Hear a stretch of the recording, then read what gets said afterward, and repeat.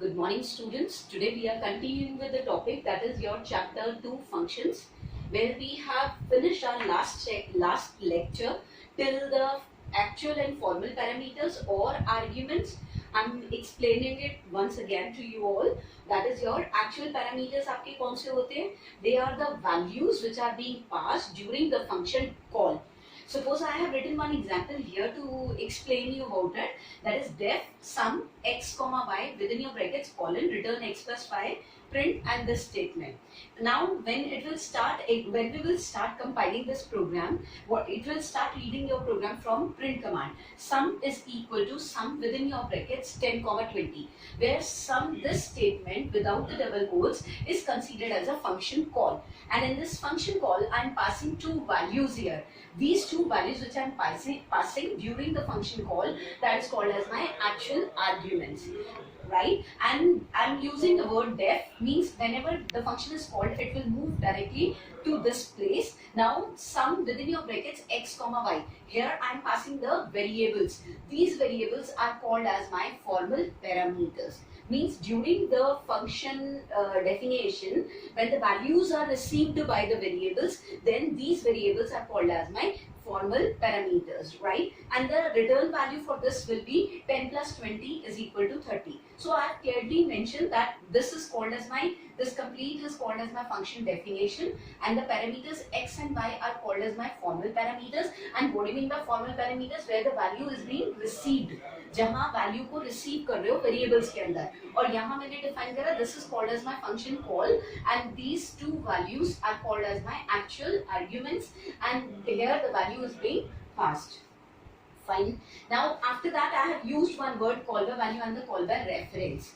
Here we say that the values which are passed during the function call, that is called as your actual arguments, means any changes done in the formal parameters, when these changes are not reflected back in the function call, then it is called as your call by value. Suppose अगर मैंने यहाँ पर x में कोई change किया होता और x को लिखा होता x plus 1, राइट? अब जब मैं इस यहाँ आकर के इसकी प्रिंट कहती हूँ उसको, इफ आई से print the value of x, तो वो मुझे क्या करता है, it will show me an error.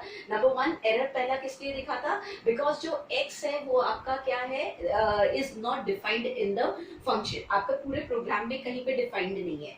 इसको हम बेसिकली ये भी कहते हैं that it is called as your local variable also. इसके बारे में हम बाद में डिस्कस करेंगे. तो अभी मैंने जो चेंज करा x के अंदर, वो क्या था मेरा x plus 1. तो ये वन चेंज जो है वो मेरा यहाँ पर रिफ्लेक्ट बैक नहीं करेगा, राइट? क्यों नहीं करेगा? बिकॉज ये वैल्यू मेरी कैसी है, इम्यूटेबल वैल्यू है. इम्यूटेबल वैल्यूज कौन सी होते हैं? जिनको हम मॉडिफाई नहीं कर सकते. अब हम मॉडिफाई किसको नहीं कर सकते? We can not modify number, we cannot modify a string, we cannot modify a tuple. As you know that all three are your immutable type, right? So that is why what do you mean by call by value? Means any changes done in the formal parameters are not reflected back in the actual parameters, then it is called as your call by value. Now what do you mean by call by reference?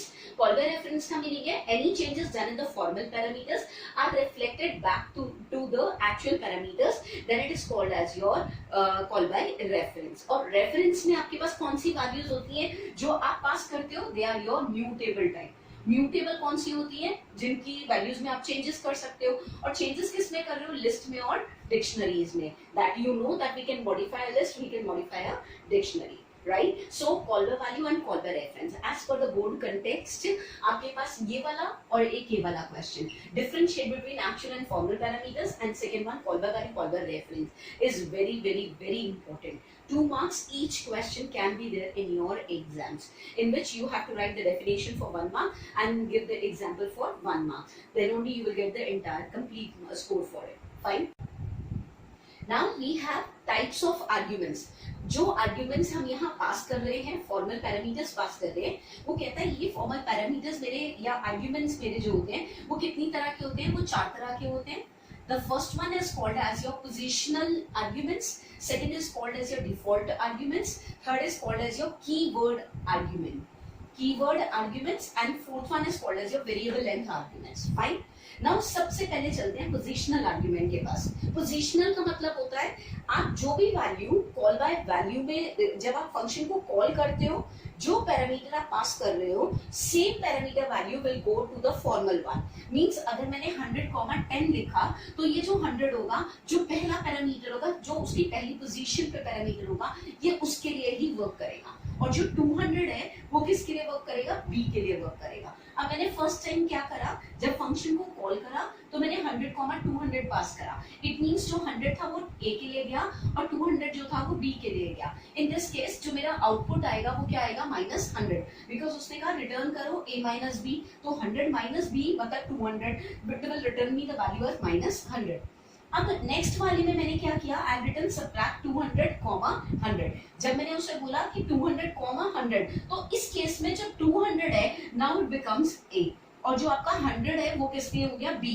तो positional word का मतलब क्या हो गया? जो जो parameter हम call के टाइम पे पास करेंगे वो सेम पोजिशनल वैल्यू लेते हैं फॉर्मल पैरामीटर्स के अंदर, right? And that value, that the position of the variable or position of the value cannot be changed. इस केस में उसने क्या किया? आउट किसको करा? 100 को। क्यों? क्योंकि a में वैल्यू 200 गई, b में वैल्यू 100 गई, एंड a माइनस b करूंगी तो कितना आ जाएगा? 200 minus 100, and it will return me the value as 100। Fine. And the second one is your default arguments. इसको आप बहुत अच्छे से समझिएगा, बिकॉज आपके एग्जाम में जो आउटपुट आता है वो डिफॉल्ट आर्ग्यूमेंट्स के ऊपर बेस्ड आता है। डिफॉल्ट वर्ड का मतलब होता है जो अपने आप से पहले से इनिशियलाइज हो, राइट? जिसको हमें बताने की जरूरत नहीं पड़ती, उसके पास ऑलरेडी वैल्यू होती है, तो वो मेरा क्या कहलाता है? डिफॉल्ट कहलाता है। नाउ वो कहता है if I create a function definition def greet, bracket में लिखा मैंने name is equal to Ankit. So इस केस में मैंने क्या किया, मैंने ऑलरेडी नेम की वैल्यू को पहले से असाइन करके चल रही हूँ कि मेरे नेम की वैल्यू क्या होगी? अंकित होगी। फंक्शन के अंदर स्टेटमेंट क्या दी मैंने? प्रिंट किसको करो? हेलो और उसके बाद नेम, तो वो आंसर में क्या देगा? हेलो अंकित, राइट? लेकिन अब मेरी जो डेफिनेशन, जब मैं प्रोग्राम को अपने कंपाइल इंटरप्रेट करूंगी तो सबसे पहले वो कौन सी लाइन पड़ेगा? ये वाली लाइन पड़ेगा। इसमें मैंने क्या किया? ग्रीट विनय, मैंने वैल्यू पास करी है फंक्शन के अंदर। जब मैं वैल्यू फंक्शन के अंदर पास करती हूँ तो जो वैल्यू मैंने दी है वो क्या करेगा? उस डिफॉल्ट वाले आर्ग्यूमेंट में मेरी वैल्यू कंसीडर करेगा। Now instead of taking it as Ankit, वो नेम की वैल्यू को क्या कंसीडर करेगा? That is Vinay. क्यों? क्योंकि मैंने उसकी वैल्यू पास करी है। तो फर्स्ट आउटपुट मेरे को क्या देगा? हेलो विनय। अब सेकंड में मैंने क्या किया? I have not passed any value, I just call my function. जब मैंने अपने फंक्शन को सिर्फ कॉल करा तो in this case when I am not passing the value, जब मैंने कोई वैल्यू पास नहीं करी तो इसके पास अपनी जो वैल्यू होती है ये अपनी उस वैल्यू को कंसीडर करके चलता है। So it will give me hello Ankit. तो सेकंड स्टेटमेंट में क्या प्रिंट करा उसने? Hello Ankit. Your default arguments किस किस तरह से हम प्रोग्राम में यूटिलाइज कर सकते हैं या प्रोग्राम्स में आ सकते हैं, दैट इज योर। एक एग्जांपल अभी मैंने पीछे लिया, जब मैंने एक ही पैरामीटर पास किया था, एक ही वैल्यू मैंने पास करी हुई थी अपने डेफिनेशन के अंदर। तो अब अगर मान लो मेरे पास दो आर्ग्यूमेंट्स है और मैंने दोनों आर्ग्यूमेंट्स को डिफॉल्ट वैल्यू स्टोर करा ली है, तो it is possible, it is not compulsory कि हम सिर्फ एक ही वेरिएबल को डिफॉल्ट वैल्यू सेंड कर सकते हैं। हम जितने पैरामीटर्स पास करें, हम हर पैरामीटर में चाहें तो डिफॉल्ट वैल्यू पास कर सकते हैं, राइट? अब मैंने हर तरह का एग्जांपल लेके आपको एक्सप्लेन कर रही हूँ। The first one is def greet name is equal to Ankit, MSG is equal to good morning. अब अगर मैंने कहा print hello name comma MSG, अब मैंने कहा कॉल करा मैंने ग्रीट को, मैंने विनय पास करा, तो मैंने इस केस में क्या किया? दूसरा पैरामीटर पास नहीं करा, सिर्फ एक फर्स्ट पैरामीटर। तो पोजिशनल पैरामीटर मेरा क्या डिफाइन करता है? जो वैल्यू पास करी है वो हमेशा पहले पैरामीटर के लिए वर्क करेगी। तो जो विनय मैंने डाला वो विनय किसके लिए आया? नेम के लिए आया। तो जब ये इसका आउटपुट डिस्प्ले कराएगा तो क्या प्रिंट कराएगा? हेलो विनय गुड मॉर्निंग। कॉन्सेप्ट क्लियर हुआ? मैंने क्या किया? एक ही पैरामीटर पास करा, दूसरे पैरामीटर की वैल्यू मैंने पास नहीं करी नीचे से। अगर मैंने पास नहीं करी तो इसका मतलब जो इसके पास अपनी वैल्यू थी ये वही ले लेगा, right? So it will print the value as hello को एज इट इज लिख देगा, नेम की जगह जो नेम मैंने पास करा विनय वो ले लेगा, और एमएसजी की वैल्यू को ऑटोमेटिकली कहां से ले लेगा? ऊपर से ले लेगा जो उसकी डिफॉल्ट वैल्यू स्टोर्ड थी। और अगर मैं कोई वैल्यू पास नहीं करती हूँ तो इट मींस इसका आउटपुट मेरे को क्या डिफाइन करेगा? It will display me the value as out hello Ankit good morning. मैं चाहूं तो मैं दोनों पैरामीटर्स पास कर सकती हूँ, means I can use my value like this, suppose अगर मैंने उससे बोला मुझे यहाँ पर एक नया नाम यहाँ पास करना है, लेट्स से शिवम, कॉमा, और मैसेज में मैं यहाँ पर डालना चाहती गुड बाय,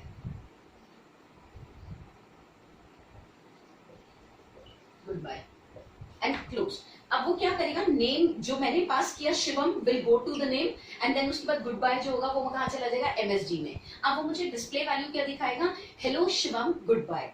तो दोनों कॉन्सेप्ट्स क्लियर हो गए।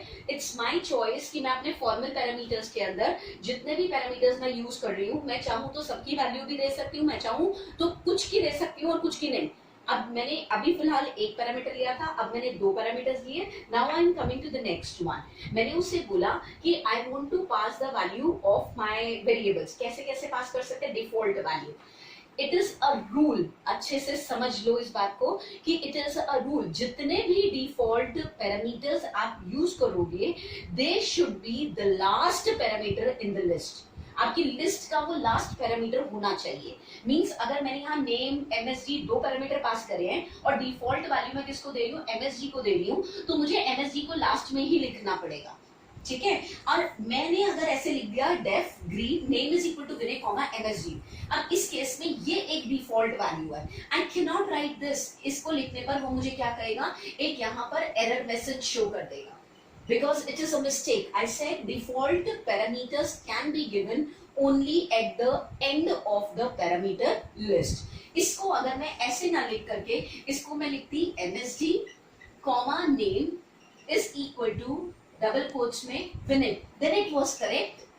अब ये एक करेक्ट स्टेटमेंट है, बट अगर मैंने नेम पहले लिख दिया उसमें डिफॉल्ट वैल्यू स्टोर कर दी और एमएसजी को बाद में कर दिया, so then it will become an incorrect statement. अब मैंने एक एग्जांपल लिया, मैंने तीन पैरामीटर्स भी यूज करनी है, जैसे for example def interest p t r ले लिया। r की वैल्यू मैंने ऑलरेडी डिफाइन कर दी and this is called as my default parameter. मैंने रिटर्न करा p into t into r। अब वो क्या कर रहा है, S I is equal to interest into 54.2। इस केस में मैंने क्या किया, सिर्फ दो पैरामीटर्स पास करे। जब मैंने दो पैरामीटर्स पास करे तो इसका मतलब 54 किसके लिए गया, p के लिए, और 2 किसके लिए चला गया, t के लिए चला गया। r की वैल्यू मैंने पास नहीं करी, अगर मैंने पास नहीं करी तो वो उसकी वैल्यू को क्या देगा, 0.10। नेक्स्ट केस में मैंने क्या किया, तीनों पैरामीटर्स पास किए, I pass all three parameters here.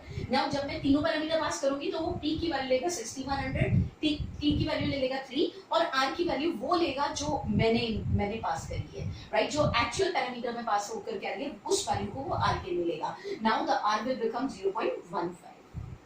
Now I'm giving you few more examples for the default parameters where I'm giving the valid as well as invalid statements how they can be given. For example, I have taken the first example, def interest p comma t comma r is equal to 0.10. As per the rules, this is a valid statement. Why? Because the default parameter is given at the end of the parameter list, right? And def interest p comma t is equal to 2 comma r. तो ये क्या हो जाएगा, हमारा invalid हो जाएगा। ये invalid क्यों होगा, बिकॉज योर जो डिफॉल्ट पैरामीटर है that is in between the parameter list, right. Next हमारे पास गिवन है p is equal to 2000, t is equal to 2 and comma r. Again it is your invalid statement. Why it is an invalid? Because मेरे जो default parameters हैं वो मैंने कहाँ दे दिए, beginning में दे दिए instead of giving it at the end. Now next is your p comma t is equal to 2 and r is equal to, this is a valid one. Means आखिरी वाले से continuity में अगर मैं देना चाहूँ तो I can give it. In between में भी मैं नहीं दे सकती। सपोज अगर मैंने इसे ऐसे ना लिख करके इसे मैंने ऐसे लिखा हुआ होता, that is p is equal to 2000 comma t comma r is equal to इतना, ये भी आपका क्या हो जाता, इनवैलिड हो जाता। क्यों हो जाता, क्योंकि आपने एक डिफॉल्ट पैरामीटर आपने बिगनिंग में दे दिया, एक आपने एंड में दे दिया और बीच में आपने पैरामीटर के अंदर वैल्यू नहीं डाली डिफॉल्ट वाली। So even then it is called as an invalid statement, fine. लेकिन अगर मैं चाहूँ तो मैं तीनों के तीनों पैरामीटर्स की वैल्यू को भी डिफाइन कर सकती हूँ। सो ये डिफरेंट फॉर्मेशंस हैं हमारे लिए, हमारे पास फॉर योर डिफॉल्ट पैरामीटर्स। मतलब आप अपनी पैरामीटर लिस्ट में वैल्यूज डिफॉल्ट वाली कैसे कैसे पास कर सकते हैं। Is it correct everybody? Now we are having the next argument as a keyword argument. अब क्या होता है कि जो हम कीवर्ड आर्ग्यूमेंट्स का मतलब, पोजीशन का मतलब था जो पहला पैरामीटर आता है उस पहले पैरामीटर की वैल्यू पहली वैल्यू जो होती है वो पहले वाले वेरिएबल में पास हो जाती है। आर्ग्यूमेंट से वैल्यू पास होती है और वो रिसीव कौन करता है, फॉर्मल पैरामीटर करता है। बट कभी कभी ऐसा भी हो सकता है कि मुझे अपने जो फॉर्मल पैरामीटर्स की वैल्यू है वो सबकी नहीं देनी, मुझे किसी एक की देनी है, किसी की नहीं देनी है। तो इन दैट केस हम लोग क्या कर सकते हैं, def greet name comma MSG मैंने लिखा। अब यहाँ मैंने लिखा हेलो नेम कॉमा एमएसजी। अब मैं नीचे जब भी इस फंक्शन को कॉल करूंगी, मेरी मर्जी है तो मैं किसी भी मैसेज को, किसी भी पैरामीटर की वैल्यू को पहले पास कर सकती हूँ। फॉर एग्जाम्पल मैंने लिखा name is equal to Vinay, अब comma MSG is equal to good morning. अब इस केस में ये मेरा क्या कहलाता है, कीवर्ड आर्गुमेंट। कीवर्ड का मतलब जहां मैं अपने वेरिएबल का नाम और उसकी वैल्यू स्पेसिफाई दोनों करूंगी, राइट। अब इस केस में वो क्लियर करके चल रहा है कि नेम की वैल्यू मुझे क्या लेनी है, विनय, और मैसेज की वैल्यू मेरे को क्या लेनी है, गुड मॉर्निंग। तो वो रिटर्न वैल्यू क्या देगा, hello Vinay good morning.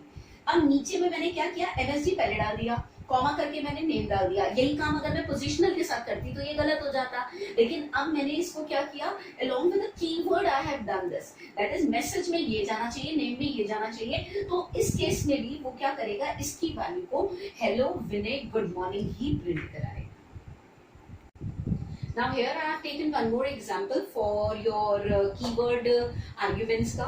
For example मैंने same example लिया name comma MSG, पर इसमें मैंने किया क्या है, मैंने लिया है name is equal to Radhika. In this case मैं इसको क्या कर रही हूँ, positional argument बना रही हूँ। कॉमा करके मैंने ले लिया गुड मॉर्निंग। अब गुड मॉर्निंग खाली देने का मतलब हो गया, ये मेरा क्या हो गया, ये कीवर्ड है और वो मेरा क्या हो गया, पोजिशनल आर्ग्यूमेंट हो गया। तो कभी भी आपका जो पोजिशनल आर्ग्यूमेंट है वो हमेशा पहले पोजिशनल आर्ग्यूमेंट आता है और उसके बाद कीवर्ड आर्ग्यूमेंट आपका आता है। फाइन। सो अगर मैं ये लूंगी तो इस केस में वो मुझे क्या प्रोड्यूस करके देगा, it will produce an error. Is it clear? तो आपका पोजिशनल और कीवर्ड आर्ग्यूमेंट्स और डिफॉल्ट आर्ग्यूमेंट, तीन चीजें मैंने क्लियर करी।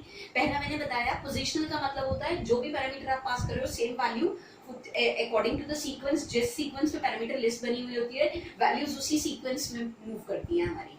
फाइन। सेकेंड हमने पढ़ा था डिफॉल्ट आर्ग्यूमेंट, जिसमें हमने कहा था कि the values are already given in the parameter, अगर हम पास करेंगे तो वो हमारी वैल्यूज लेगा, अगर हम पास नहीं करते तो वो क्या करेगा, वो अपनी वैल्यूज लेता है। थर्ड हमने पढ़ा दैट वाज योर कीवर्ड आपकी आर्ग्यूमेंट्स। अब वो कहता है कीवर्ड और पोजिशनल आर्ग्यूमेंट्स को कंबाइन किया जा सकता है। अगर हम दोनों को कंबाइन करते हैं तो your keyword argument should be follow up और suffixed by your positional parameter। तो इस केस में हमारा ये कीवर्ड पहले आ रहा है पैरामीटर और आपका पोजिशनल बाद में आ रहा है, इस वजह से ये क्या प्रोड्यूस करेगा, एरर प्रोड्यूस करेगा। फाइन। अब मैंने जो डिफॉल्ट वाला लिया था, मैंने आपको फंक्शन डेफिनेशन लिखनी तो बता दी, which are the valid ones, which are invalid ones. अब मैं फंक्शन कॉल करने की बता रही हूँ। अगर मैं फंक्शन कॉल करती हूँ तो मैं किस किस तरह से अपने फंक्शन कॉल के अंदर इन वैल्यूज को पास कर सकती हूँ। मैंने एक डेफिनेशन बनाई, मतलब फंक्शन बनाया p c c t is equal to 2 and r is equal to 0। तो t और r के पास क्या है, डिफॉल्ट वैल्यूज है, हमारे पास डिफॉल्ट आर्ग्यूमेंट्स है। अब मान लो मैंने फर्स्ट स्टेटमेंट डाली। नाउ फर्स्ट फंक्शन कॉल जब मैंने करा तो मैंने क्या किया, p is equal to 3000 and cc is equal to 5। मैंने दो पैरामीटर की वैल्यू कीवर्ड आर्ग्यूमेंट से दी और वो p की वैल्यू को 3000 ले लेगा, cc की वैल्यू को 5 ले लेगा। दो वैल्यूज मैंने पास नहीं करी और दोनों ही मेरी कौन है, default value. So it means this is a valid function call. Second में हमने क्या किया, r की वैल्यू को हमने पास करा, p की वैल्यू को पास करा, c की वैल्यू को पास करा और t की वैल्यू को पास मैंने नहीं करा, but t के पास डिफॉल्ट वैल्यू थी। so means I can use the keyword argument and this is also the valid function call। अब हमने क्या करा, cc की वैल्यू को पास करा, r की वैल्यू को पास करा, p की। मेन चीज देखने वाली क्या होती है, कीवर्ड पैरामीटर जब भी आप यूज करोगे तो आपको बस ये ध्यान रखना है, आप कीवर्ड केवल उनके लिए यूज करोगे जिनकी वैल्यूज आपने पास नहीं करी है, यानी कि जिनमें आपने डिफॉल्ट वैल्यू पास नहीं करी थी। अब यहाँ पे मैं r की वैल्यू मैंने पास कर दी, p की वैल्यू पास कर दी, c की वैल्यू पास कर दी, even then it will become an valid one. अब इस केस में ये इनवैलिड है। क्यों इनवैलिड है, क्योंकि मैं क्या पास कर रही हूँ, 5000 is going in pp, then 3 is going in c and t की वैल्यू मैंने pass, this is also the valid one, जिसमें मैंने t पास नहीं करा, r की वैल्यू मैंने पास कर दी। ये दो वैल्यू पास करना जरूरी है। अब इस केस में देखो ध्यान से कि मैंने यहाँ पे पोजिशनल आर्ग्यूमेंट पहले लिखा है और कीवर्ड आर्ग्यूमेंट बाद में लिखा है। सो अगर मुझे ये भी डालना होता तो मुझे पहले हमेशा क्या लगाना पड़ेगा, मॉर्निंग गुड और उसके बाद कॉमा करके name is equal to Radhika. तो जो मॉर्निंग गुड होगा वो ऑटोमेटिकली किसके पास चलेगा, एमएसजी के पास चला जाएगा, और जो आपका नेम वाला होगा वो किसके पास जाएगा, राधिका के पास चला जाएगा। राइट। सो ये सेम वही हमने किया, यहाँ पोजिशनल आर्ग्यूमेंट पहले आ गया और आपका कीवर्ड आर्ग्यूमेंट बाद में आ गया। So this is a valid function call. नीचे देखो, अगर मैं लिख रही हूँ r is equal to 0.05, 5000, 3, this is called as an invalid one. क्यों? क्योंकि यहाँ पे कीवर्ड पहले है और पोजिशनल आर्गुमेंट बाद में। 5000, p is equal to 300 and c is equal to 2, ये भी इनवैलिड है। क्यों? क्योंकि मेरे पास यहाँ पे जो पास मैंने पैरामीटर पास किया था वो क्या था, cc, और मैं यहाँ क्या लिख रही हूँ, c लिख रही हूँ, due to which it will give you undefined variable. Next हमारे पास ये वाली स्टेटमेंट भी आपकी इनवैलिड है, क्योंकि अगर मैं पोजिशनल आर्गुमेंट्स के हिसाब से देखूं तो 500 जाएगा p में, c की वैल्यू मैंने पास ही नहीं करी, और मैंने t की वैल्यू भी पास कर दी और मैंने r की वैल्यू भी पास कर दी। सो इसके अंदर आपके पोजिशनल वाले जो आर्गुमेंट्स है वो इनकम्प्लीट होने की वजह से ये मेरी क्या हो गई, इनवैलिड फंक्शन कॉल हो गई। अब एक चीज ध्यान रखिए कि हमें इनकी जरूरत क्यों पड़ती है। कई बार कुछ वेरिएबल्स और कुछ फंक्शंस ऐसे होते हैं जिनकी वैल्यू हमेशा सेम होती है, ड्यू टू विच हमें क्या करना पड़ता है, बार बार फंक्शंस लिखने पड़ते हैं। तो हम बार बार फंक्शंस ना लिख करके हम इन आर्ग्यूमेंट्स का यूज करके अपने फंक्शंस को लिख सकते हैं। तो ये एडवांटेज होती है हमारे पास फंक्शंस को डिफाइन करने की या डिफरेंट पैरामीटर या आर्ग्यूमेंट्स डिफाइन करने की। Now the last one is your variable length argument, where variable length का मतलब होता है कि जो वेरिएबल हम पास कर रहे हैं उसको हम किससे इंडिकेट करते हैं, एस्ट्रिक से बोलते हैं, इसको बोलते हैं pointer. Actually this asterisk sign is called as my pointer. Pointer indicates that कि ये वेरिएबल एक वैल्यू ना लेके एक से ज्यादा वैल्यूज भी ले सकता है, that is why it is called as your variable argument, variable length argument. Now I have written some function without any parameter मैंने पास करा, इट मींस जब मैंने कुछ पास नहीं करा तो पॉइंटर n में कोई वैल्यू नहीं गई, अगर उसमें कोई वैल्यू नहीं गई तो टोटल की वैल्यू कितनी है, 0। अब मैंने कहा i in n में कुछ नहीं था तो इट मींस वो ये स्टेटमेंट पढ़ेगा ही नहीं, और आपको the sum is equal to क्या दे देगा, टोटल 0। नाउ सेकंड में मैंने क्या पास किया, 20, तो n की वैल्यू कितनी हो गई मेरी, 20, टोटल आ गया, और i की वैल्यू को क्या लेगा, 20, टोटल में 20 प्लस कर देगा, तो a की वैल्यू है तो एक ही बार लूप चल के वो बाहर आ जाएगा और यहाँ पे क्या दे देगा, the sum is equal to 20। Next time मैंने दो वैल्यूज पास करी, अब जो दो वैल्यूज मैंने पास करी तो n के अंदर अब कितनी वैल्यूज चलेगी, 2, मुझे नंबर ऑफ वेरिएबल्स डिफाइन करने की जरूरत नहीं पड़ी। Total is equal to 0, i in n means i में वो 20 भी लेगा, i में वो 30 भी लेगा। फर्स्ट टाइम 20 लेगा तो टोटल मतलब 0 प्लस 20, फिर अब टोटल की वैल्यू 20 होगी, लूप में वापस जाएगा, अब कितनी लेगा, 30, तो वो क्या करेगा, 20 प्लस 30, अब ये कितना हो गया, 50, अब आगे कोई और नंबर नहीं है, वो सम इज इक्वल टू क्या दे देगा मेरा, 50। नेक्स्ट टाइम मैंने वैल्यू क्या पास करी, 4 वैल्यूज पास कर दी। अब वो क्या करेगा, एक एक करके वैल्यू लेगा, बिकॉज लूप में मैंने क्या यूज किया हुआ है, इन का मतलब होता है जितनी नंबर ऑफ वैल्यूज मैंने दी है हर वैल्यू को एक एक करके आई में स्टोर करेगा, और वो आई की वैल्यू टोटल में ऐड होती चली जाएगी, और वो मेरे को रिटर्न वैल्यू क्या देगा, सम। सो वेरिएबल लेंथ का मतलब होता है multiple values can be send, लेकिन जो मल्टीपल वैल्यूज आप सेंड करते हो वो हमेशा किसकी फॉर्म में जाती है, टपल की फॉर्म में जाती है। So this is the last topic for today.